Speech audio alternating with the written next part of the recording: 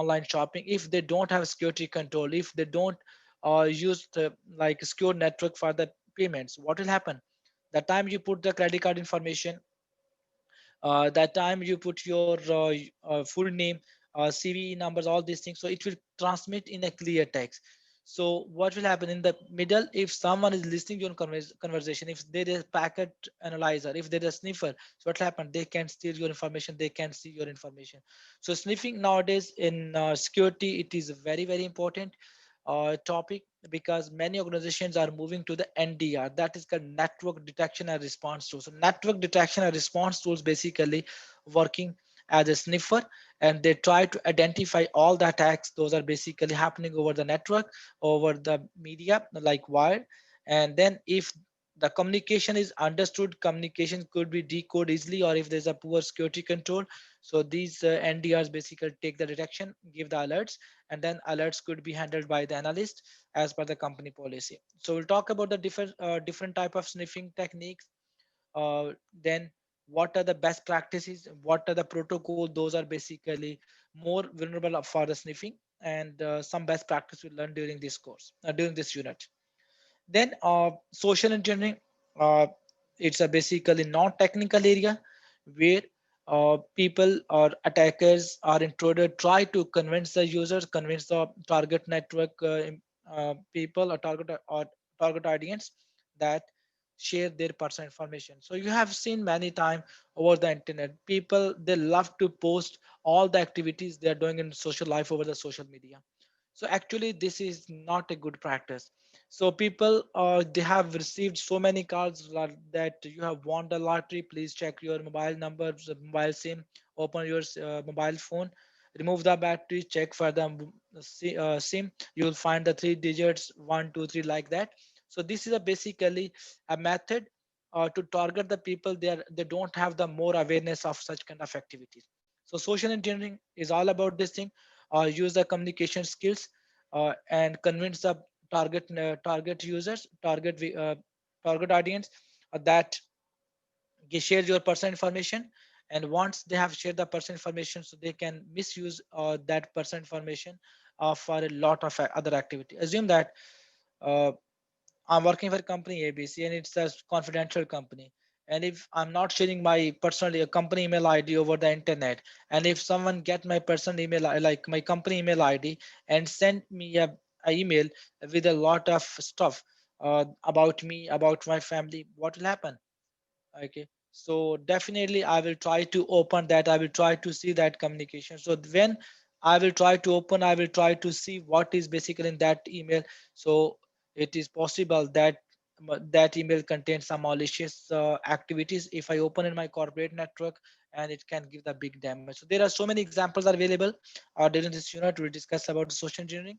There's a very famous guy, the name is Kevin Mitnick. The you can say the best social engineer in the information security system or information system. He has written many books. So during this course, during this unit, we'll just share some videos of that guy. We'll show you some videos. There are some books that he has written, and you will learn. We'll share those books as well, so you'll get the maximum idea about the social engineering. Then denial of service. It's all about to basically disable the networks. It's mean this denial of service is an a type of attack that basically against the high availability, against the availability of the target network.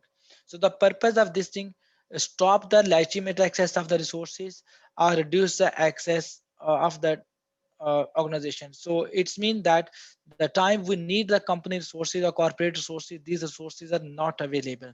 So once the resources are not available, what will happen? The company can face a big loss. Example, like banks, you have seen like banks 24-hour online banking is available. Just imagine that today is the last day of my utility bill, I need to pay it by today before 12 o'clock. And unfortunately, the time I log in on the bank portal, let's say like 11:30 or 11:45, last few minutes are left. I try to log in on the bank portal, but unfortunately portal is not available, right? So what will happen? I will not able to make the payment. So I will get the fine for that, for the delay payment, late payment. So that's basically type of denial of service. So denial of service basically stop or reduce the legitimate access for the resources. The objective that company or the victim must face some problem.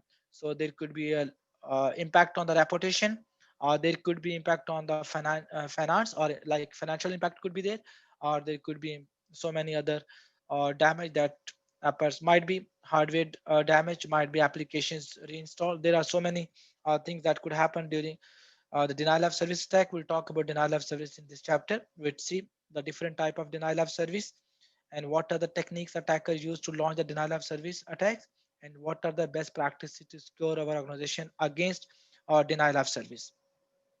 Then we'll move into the session hijacking, another very important and critical topic, session hijacking. So this, many people think that if I'm using HTTPS, if I'm using multi-factor authentication, so that is secure. Actually, it is not true. So session hijacking basically happens when two parties have already authenticated each other. Like uh, I'm using MFA. Assume that the time I log in and it's asking, the time I put my username password is asking for the OTP. I receive OTP and I put that OTP into the OTP field. So I'm authenticated, and now I can start whatever the activity I want to do. So assume that that token OTP life is the session life is might be 5 minutes. If during that 5 minutes, if attacker is able to steal my session information, that can, like normally we say cookies contain the session information, session ID and all other parameters. If someone is able to steal that cookie of my system from my browser, so what happened, they can use the same session ID, same information to gain the access to my existing session. So there's no re-authentication for that process. So most of the time bank has basically applied a security control. If you try to open online banking portal in the two browsers same time, it will not allow you. That's basically control against session hijacking. But still there are so many websites, so many companies, they are vulnerable of session hijacking, and there are still so many techniques that their attackers are using to gain the access to the existing sessions. We'll talk about all these things during session hijacking, and we'll see the best practices to prevent attacks against the session hijacking. And next we will have IDS Firewall Honeypot. So many people think that okay, the company has spent might be 50,000 USD to buy the 14.8 firewall, might be Palo Alto, might be Cisco. Now they assume they are secure. Actually, it is not. So having a firewall doesn't mean that your network is secure. So having a firewall and plus having a good network security engineer, that makes a difference. Having a firewall, the people they're operating, they're managing that firewall, they don't have a good knowledge. So just you are wasting additional 50,000 to just buy or putting the firewall without having the proper fine tuning of that firewall according to the company requirement. So there are so many organizations that have the firewalls, but they don't have the experts to manage or fine tune that firewall against against the company security policies or company requirement. So attacker get the benefit of this thing. What attackers do, attacker basically understand the firewall behavior very well. They understand what is a packet filter, they understand what is a stateful packet filter, what are the basically next generation firewall, what are the mechanism like signatures behavior. These firewalls detect the attacks patterns, so they customize their attacks, they customize the packets and then send to a target network. So these firewalls are not able to basically detect such kind of method. So we'll talk about firewall, we'll talk about an intrusion detection system and other security appliance that basically detect uh, uh, malicious activities on the network. And they will talk about honeypots, another trap. Basically honeypot normally we use for security purpose. So this is not something that securing our network, but this is something that helping the organization to understand the attacker behavior. So normally the big organizations, the company, they have the security department, network security department. So these people basically set up a honeypot and then allow the attacker to attack, allow the attacker to gain the access. And there the monitoring tools are there. These monitoring tools identify the attack patterns, identify the techniques and tools that attackers are using, and prepare the report. And then a security expert, a security engineer, basically on the base of that, on the base of the input that basically Honeypot has given, they secure the network devices. So we'll talk about all these things about ADS Firewall Honeypot during this chapter, and you will find this chapter very interesting, and you will see that how we can bypass the firewall as well. Then our next chapter will be hacking web server, critical area. So business depend on the web application. Nowadays, if you look, airlines, security organizations, banks, many organizations, you will see that they have the web portal. So it's mean their business mostly depends on the web application, because the business require the customers require the access to the business. So how the customers are interacting to the business using the web portal. Courier company, if you see like DHL, TCS, so many other companies are fighting, so many other companies are there. So nowadays we can track our shipping. We can see the right now where our shipping is. So it's mean that we can interact our the web application that this company had designed. These are basically responsive. If we send any query, so these applications give us a response. It's mean that these are web server, this application has a connectivity in the backend operating systems or backend data center. So there are so many technologies are there. So web server basically is serving the web applications. That's the basically communication point between the customer and the company. So we learn that what type of web servers we have, like open source, closed source. In open source, there's Apache, Tomcat, how these web servers are working. What are the basically the biggest mistake uh, our system engineers are doing while implementing the web servers. We'll talk about the closed source like IES. What are the default settings? What are the default username, passwords, vulnerabilities of IES, and what are different techniques attacker use to attack against the web servers. So that will be covered during the chapter number 13. Then there's number 14, that web applications. So web applications are basic web server, web application. These are linked to each other. So most of the attacks that we launch in the web server, similar type of attacks we launch in the web application, but there are some more. There are a few additional attacks that basically would attack or that would try during the web application activities. So when we want to compromise the web applications, so there's a cross-site scripting, then cross-site request froggery is there. Session hijacking is also a type of activity that we launch. And then we'll move into SQL injection. SQL injection, normally people say that it's a basically uh, weakness in the database. Actually, SQL injection is not a weakness in the database. This is a weakness in the web application. So it's mean our web application environment is the most important.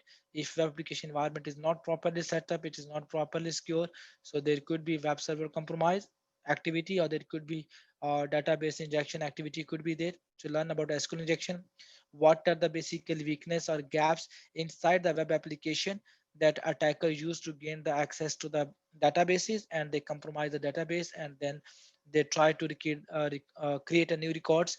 They try to update the existing record in the database, delete the database tables, and try to fight the passwords, and so many other activities attackers perform during this. So we'll discuss about SQL injection during the chapter number 15, and after that we'll move to the wireless networks. So wireless networks is a very famous nowadays in many organizations. Now they're not depending except the data center, so they have only the wireless network. So they're not relying only on the wired network anymore. So people, because people they used to sit in the meeting rooms, sit in the sitting areas, go here and there while working. So friendly environment in the office, user don't want to fix themselves with the desk. So wireless is a basically important communication channel in the organizations, but still there are a lot of vulnerabilities, a lot of activities that attackers can attack, vulnerabilities attacker can use. We'll talk about the different wireless standards, different attacks methods, and tools that attacker use to gain the unauthorized access. Once attacker gain the unauthorized access of the wireless network, so it's doesn't matter it's a wireless or wired network. So attacker is inside the network, so it will not make any difference once attacker is inside your network. After we talk about the mobile platforms, very famous technology nowadays, famous area in the information system. Mostly people they communicate using a smartphones like Android, iPhones, and many other devices are there, because almost everyone has the email access over the phone.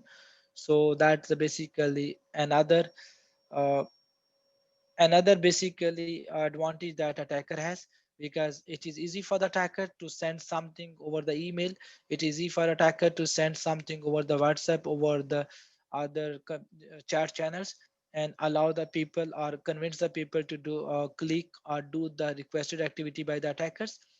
How many people have the knowledge, how many people have the awareness that if I received a a URL in the chat, in the WhatsApp or in other chat channels, so I should click or not? So very less people. So innocent people, the people they don't have the awareness. So they whatever the message they receive, they click on that intentionally, unintentionally. So that's a basically uh, give the benefit to attackers. We'll see that what are different techniques attackers launch to gain the access to the mobile phones, how they compromise the mobile phone, and what are the different activities attackers can perform during this unit. And we'll talk about Android, iPhones like Apple iOS. We'll talk about the Windows platform as well for the mobile phone, and we'll talk about BlackBerry. So these are different platforms that we discuss during this course. Then IoT, basically Internet on things. So we'll talk about IoT technology, and we'll see that what are different devices we have in IoT. Like you can see nowadays, even doors, cupboards, bicycles, vehicles, even gym workouts machines, uh, furniture. So mostly we can see that everywhere is computer.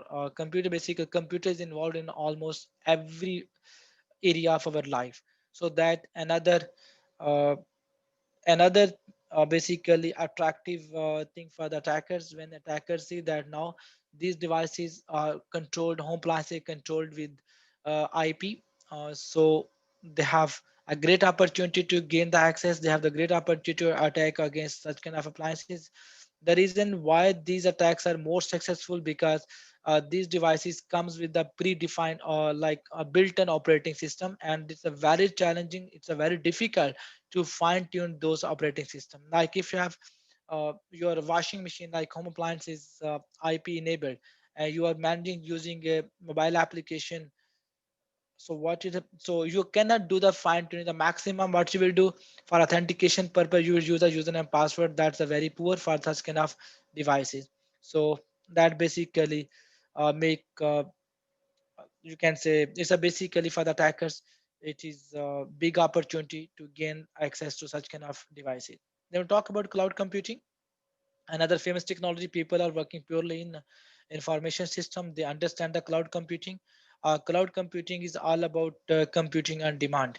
So it's mean when we need, our computing resources are available, so we don't need to fix ourselves to a single data center. So this basically in the information system there's a concept of scale up and scale out.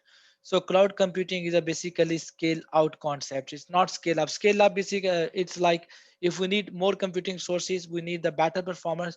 So add more memory, add more storage, add more CPUs inside the system. So that is called scale, basically scale up. So this is a scale out. Cloud is scale out. Scale out mean instead of adding more sources into a single hardware, so what you can distribute your hardware, like multiple hardware, multiple systems can work together and can offer services to a client like a cluster. So we'll talk about the cloud computing, the type of cloud computing services, uh, cloud computing deployment methods, and what are the basically the weaknesses we have in cloud computing. So many people, many organizations think that we are over the cloud, like we are using Office 365, we are secure, so we are not worried about the security. We are using enterprise version of Dropbox, so we are secure. No, actually it is not.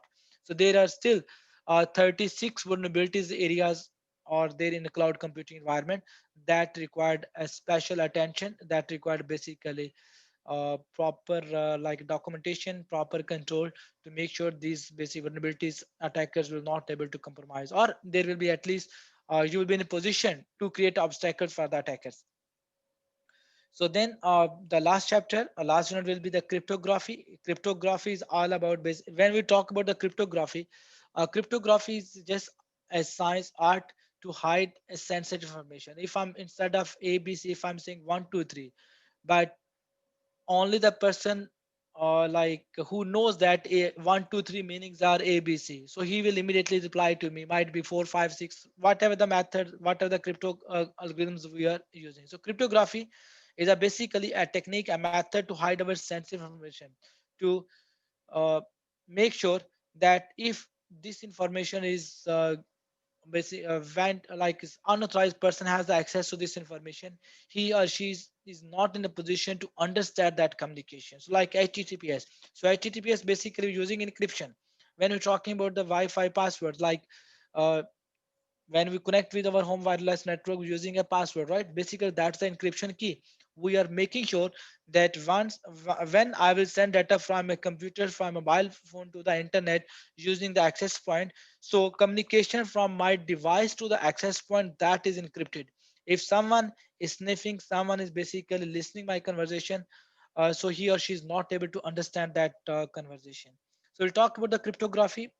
In cryptography, we'll talk about symmetric and asymmetric algorithm. We'll talk about hashes. We'll talk about certificates and stream ciphers, block ciphers. All these things are discussed during this unit. And plus, what are different techniques attacker use to compromise our cryptography and gain the access to our sensitive data, and they do whatever they want. So that's the basically cryptography. So these are 20 units covered during this course in the CEH V11 program. Very interesting, very useful course for the people they want to start this career in cybersecurity. This is one of the best certification.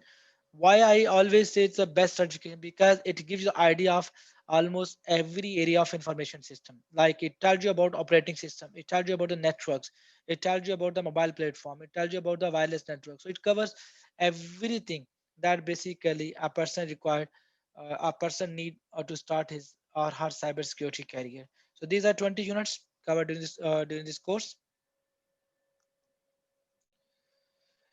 So what you will learn, the 20 units we have discussed, you will learn everything about the 20 units that contain the information gathering, reconnaissance, scanning, and vulnerability assessment, system hacking, wireless networks, mobiles, web applications. So you will learn basically a lot of techniques, a lot of tools that as a security assessor, as a security assessment person expert, as a pen tester, as you can say as a security engineer, the tool you need to identify the gaps, your tool you need to verify the gaps are fixed or not. So you will learn all these things during this course. This is a very useful course, and this course is basically the first step towards the penetration testing. So I have seen that many people think that so CH people are not good penetration testing. So we need to understand the ethical hacking course is not the penetration testing course.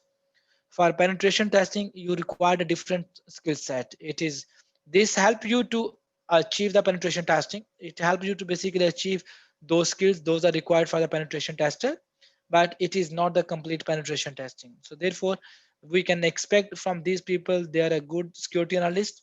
They can support the organization. They can support the system engineers, network security engineer, to fix the vulnerabilities and help the organizations to reduce the attack surface in the organization. So yes guys, so these are the things that we learn during this course. Definitely the class speed will be a little fast. The reason, there is a huge material we must cover during the 40 days. We cannot excuse that the course is like contents are big, larger or bigger. Therefore, we need more time. Officially, it's a 40 hours training program. So 100% will cover the training in 40 hours. So we are expecting the people they're joining this course, so they will study when they're back in their homes, when they have done with the lecture.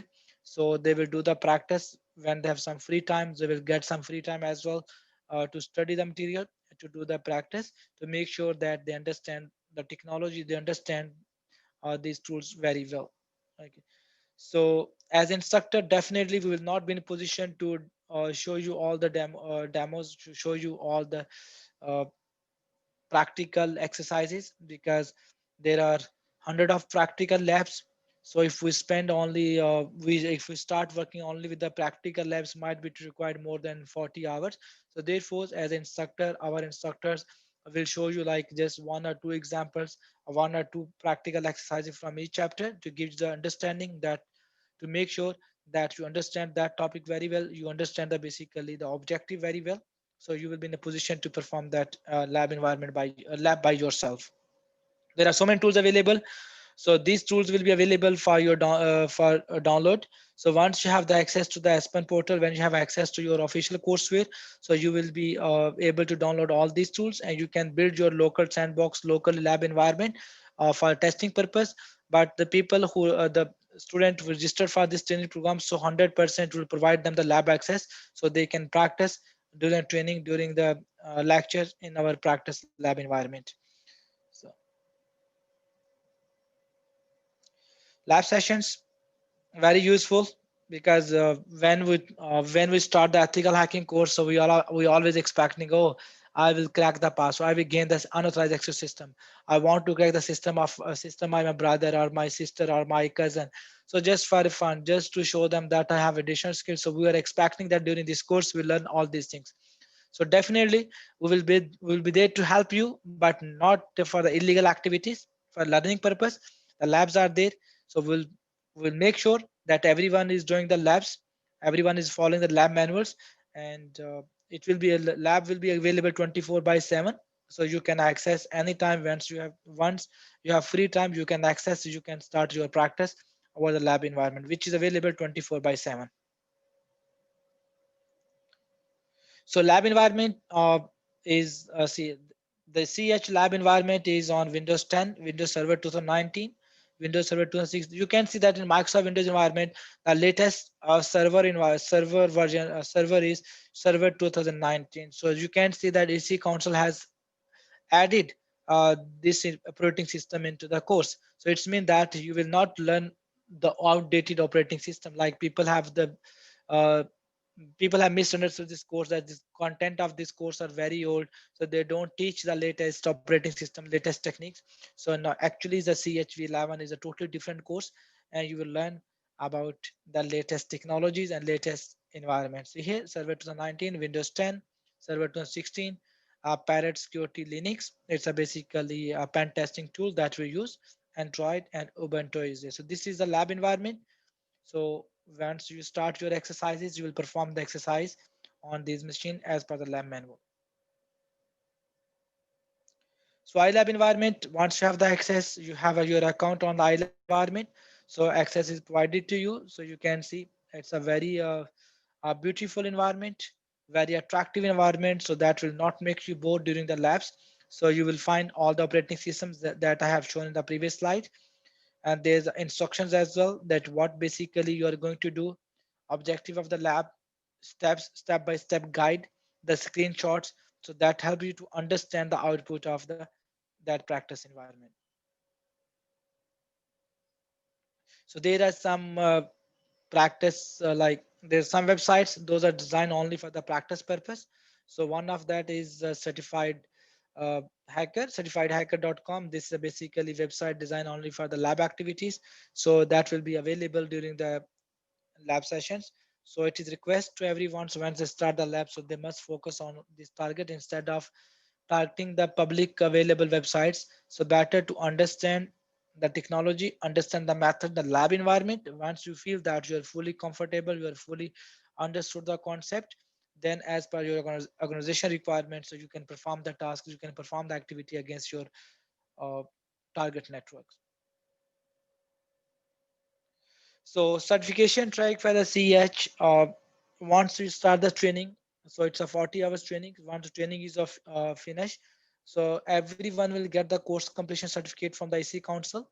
And after that, the same time, the once you receive your course completion certificate, immediately you will get the access to the exam voucher. Once exam voucher is issued to you, so you can schedule your exam on the Pearson View or ECC exam portal. So for the ECC exam portal, our team will be there to help you how to schedule the exam. If someone is willing to schedule the exam in the Pearson View or Visual Testing Center, so they have to pay some extra money for that. So as per the EC Council policy, to convert the exam voucher into the person view testing center. So there's some additional amount is added, so that you can discuss with our team, so they can help you in that area. So once you have done the exam, so passing score is 70%. So once you're done, you achieve the 70%, so you are CEH certified. So exam duration is a 4 hour, and number of questions is 125, and passing rate is 70%. As I told you, exam is difficult if you don't read, the courseware, if you don't practice the lab environment. But exam is very simple, very easy if you have studied the courseware very well. So it depends how you have prepared yourself. If you study the material, so in first attempt without any challenge you will pass the exams. And also we are there to help you to understand the important areas of the exam point of view. So we will make sure that the people, the audience who is attending this training program, so they can get the certificate in the first attempt. Okay. Yes friends, it's all about CH course. So let's take some questions if there are any questions. G, as there are some questions, so okay. On the Just one, yes, from the Vikas Loya. So there's no difference. You are appearing in the ECC exam portal or with the person view. Contents are same, exam is same. There's no difference because the course is same, contents are same. Doesn't matter you're writing exam with the ECC. In the ECC exam portal, what happened?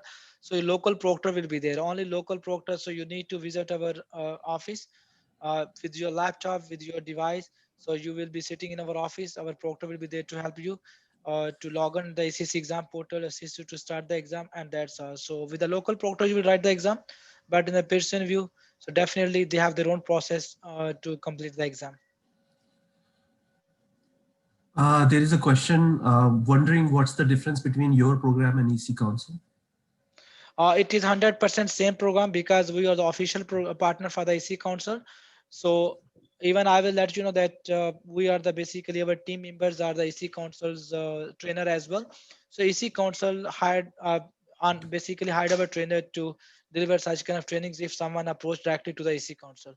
So in the content in the training, there's no difference between the EC Council and our program. It's 100% same as we are the official partner. We are not allowed to use any customized content. Uh, so we follow the 100% EC Council standard in the labs, in the training. Therefore, if you look at the presentations slides, so these are instructor slides for the CEH V11. So these are the official slides of the EC Council. Yes. Can we access the iLabs after the training is done? Yeah, for the 6 month iLab access will be available. Anyone who enroll for the training for the course. So iLab access is provided for the 6 month. Yeah. Okay. Anybody has any questions? Hamid, if you have any other questions, that's fine too. Okay. Please, you're So welcome to send me the questions. This is Faz. Or yeah, put it in yeah. the chat. There's a question from the Vikas that Okay. can we use the same exam voucher for V11 instead of V10? Yes, there's a EC Council has the policy. Okay. EC Council has the policy that anyone who has the existing voucher of the CH, they can replace the voucher with the like on zero cost. So in that case, you can talk to the EC Council directly, or you can share the detail with us, so we can talk to EC Council on behalf of you, and we can help that in we can help in. Okay. Okay. As I told you that Vikas, you need to request to EC Council to replace the voucher because EC Council will not allow you to use the same voucher for the V11. Okay, so you need to request EC Council, but they have the policy on zero cost. You can replace the voucher. What is the price of? Okay. Okay. There's no separate exam voucher for the EC Council from the EC Council side for the CH training program. There's a basically official training official flow is there. So you need to register for the training program. Okay, so you'll get the access to Aspen portal. Aspen portal is basically where you can get the access to your courseware, tools, lab manuals. So once the training is done, so after training, you will be basically get EC Council course completion certificate of the CH course. So the time you get your course, immediately you'll get the exam voucher from the IC Council. So there's no separate exam voucher concept of the CH. So you must enroll for the training program. So once training is done, so immediately or automatically you will get the exam voucher. So it's mean the same code is basically from the start of the training till you are certified you will use. Same voucher, basically for training, exam, everything. Yes, ma'am. Yeah, Okay, I so also an wanted to intended mention date. that, sorry, Ramzan. Basically, Sorry, there's a one question from Vikas. EC Council already has released the course. Okay, so as I told you, like 15 days. I think now it is the third week that EC Council have already started V11. So there's no more V10. So if anyone is still teaching the V10 course, so you need to talk to them. So they can basically they can replace your voucher. They can replace your kit. So it is already released. Okay. So after training, can we have so access to iLabs? Yes, you will have the yes. Well, Vladimir. So you will have the access to iLabs. So this is for 6 months. Okay. Yes, fair. Sorry for interrupting. In no, no, fact, there no. was a question. I'm glad that you're looking at the same messages. Sorry, no problem at all.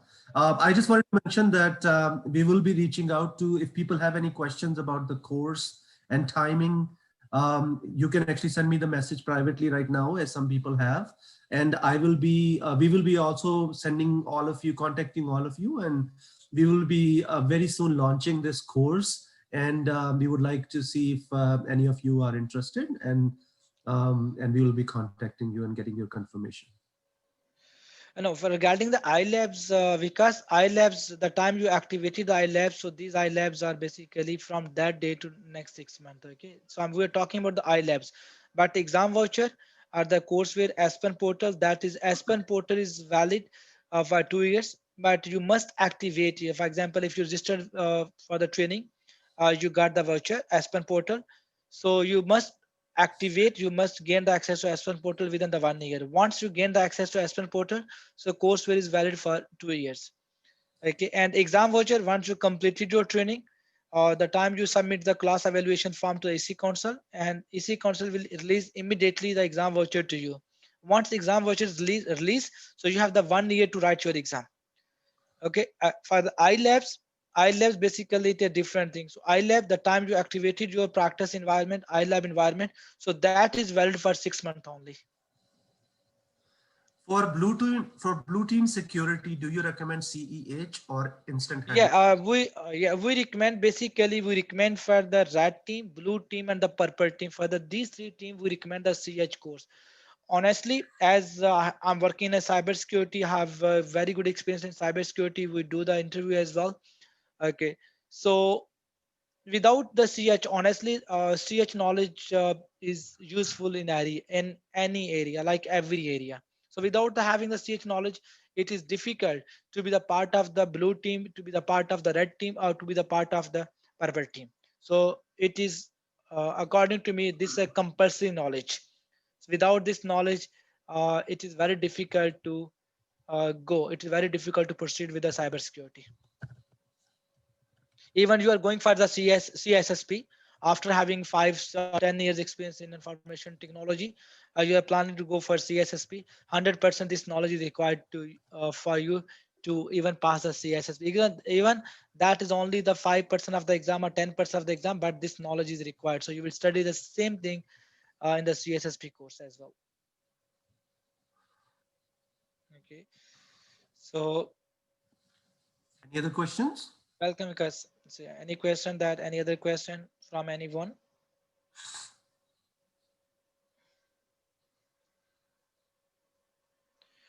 Guys, we are there. We are there to help you not only in the CH or CH for CISA people that have experience, they're willing to go for CISA, they want to go for CISM, CSSP. Uh, if they have experience cybersecurity and they're planning to go for such kind of certifications, we are there. But the people they have less than 3 years experience in cybersecurity, we strongly recommend the CH course for them.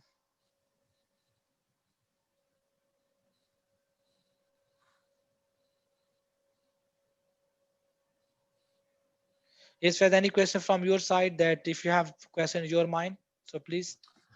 First of all, I wanted to confirm what you just said to everybody on the call, that our company MRGT is a partner with the Certified Ethical Hacker.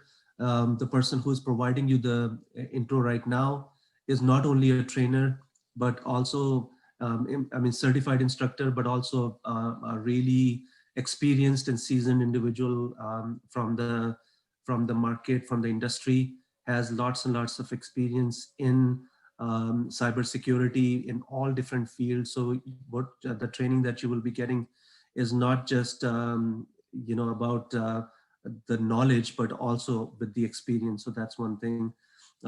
Secondly, no, I other than that, I did not have any other questions. The thing that I wanted to actually, I guess, ask was what are some of the roles that people would get? So once they take this training, what type of roles should they be expect to getting in the market? Okay, before that, there's a few questions. Okay, Yep. so there's a question from Mir Hamza, Yep. that about the IoTs resources. Definitely, when will if you're talking about the, if you want to get the access to those resources right now, you can send a message to Faiz Sayed, or he will help you in that case. We can recommend some good resources where you can study about the IoT, especially the cameras, routers, and then for the home appliances, you can study, you can get some knowledge. But once you are registered for the course, there's IoT topics in that during that unit will explain, will share a lot of good resources, will which will basically help you in the IoT security. Okay. Uh, Question about okay, from Alien. So that do we still need to do CHV10? No, it is not required. Okay, for the CHV10, because as I told that EC Council has already stopped the CEH V10. No more kits available for the CEH V10. The people, the student who has the CHV10 kit, they can talk to the EC Council, and EC Council can replace the kits on zero cost. So that basic offer is valid, I think, till mid of November. Okay. Now about the job roles and salary, that is a very very important thing. People, they starting their career, they want to know about this thing. Okay. Regarding the job roles, there are so many job opportunities, job roles are available in the market. It is not only one role. I will just count the few of them. Like, you can join as a security analyst.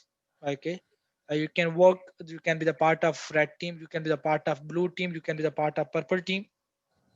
You can work as you can be like a network security engineer, system security engineer. Definitely people, they're attending the CH program, so we are expecting they have a knowledge of different area, like networking basic, fundamental of routing protocols like IGPs, EGPs, then IP addressing, routers, switches, firewalls. The same thing, like people having a knowledge of system like operating like Linux, Windows, and the services on the Windows environment, Active Directory, DNS, DHCP, IES, Linux environment, databases. So we are expecting this knowledge. So if people have this knowledge, then there are so many job roles available. So it's a difficult to count all these job roles on the finger. Okay, but there are more opportunities. So a lot of opportunities actually. And regarding a salary range, salary scope, it depends. It depends on basically there are multiple factors are there. So we cannot tell you the exact salary range. For example, if you're working in USA, the average salary of the CH person, if you explore over the social media, so you'll find it the average salary for the CH in the US or in Europe, that is 60,000 to $80,000. That is the average salary for a person. A person who has a CH, so that is 60 to 80,000. If person is working in the Middle East region, so average salary for a security analyst person who has a CH and applying for the security analyst job.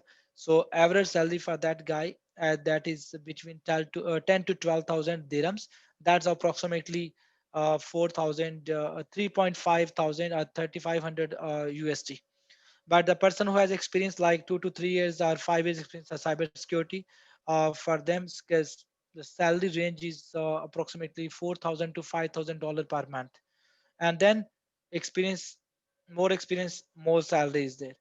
So if you look for Australian region at that side, so there's again 60 to 80,000 USD per annum is the salary package for them. So people, they having a CH.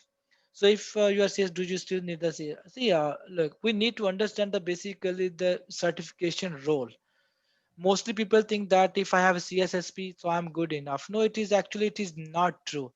If you don't have a cybersecurity experience, you don't have the knowledge, and having a CSSP, that will not make any difference in your career. There are thousands examples available. I can show you many people, they have the CSSP, but they're not able to justify during the interview. Like for example, you are applying for this L2 analyst in cybersecurity. Okay, what we're expecting from the L2 analyst, you have CSSP, okay, but you don't have the knowledge of CH or penetration testing, such kind of area. So it is very difficult to justify if we are asking about, okay, what is the basically what are best practices to do the malware hunting or do the threat hunting. So you will not able to justify it. If you're having a strong knowledge, having a CSSP, then definitely it makes a big difference. Then in that case, you don't need a CH. But if you don't have a security experience, you don't have a good knowledge, basically the job role that you're going to apply, that you're going to take care, then there will be challenge. So you need to understand the job you are applying, that's a technical job or management. If technical, then without CH, it is very difficult to justify your skills. If it's a management, more about the team lead, then somehow you will be in a position to justify with a CSSP. So I will not say that CSSP bad or good. It depends basically what job role you are going to apply. So it makes a big difference. Yes, Irina, I hope that I answer your question.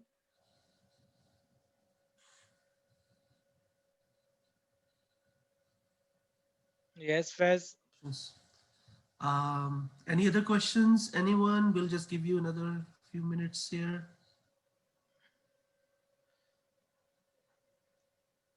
Okay. Um, well, okay, here we go. Can you define a roadmap for a pen tester? What courses they should take after CEH? Yes, okay.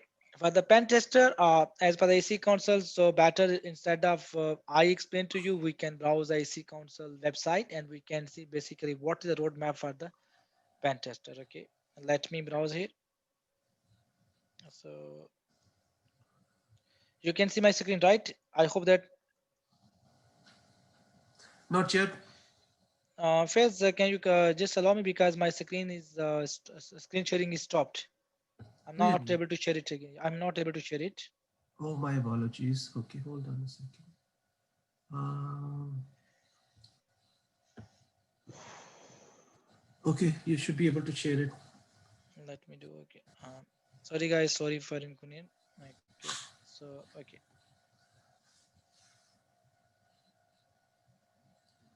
It's coming up.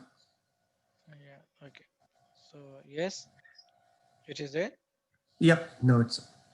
Okay. If you look at the Sorry about programs that. under the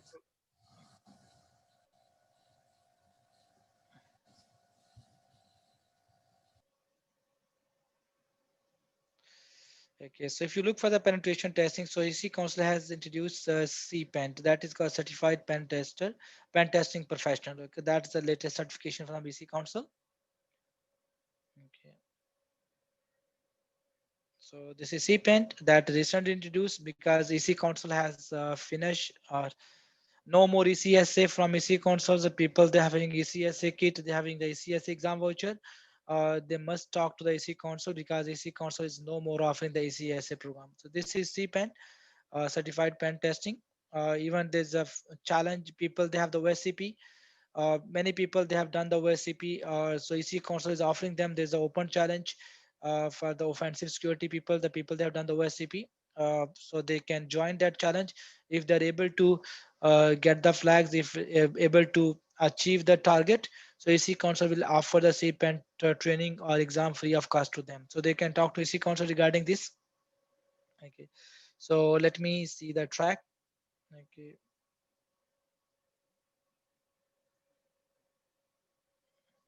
So if you look at the course outline, so these are course outline for the pen testing. So there are 14 units. Even I see OT SCADA penetration testing is also part of this. Even IoT is there because IoT is everywhere nowadays. Okay, and so let me see the program.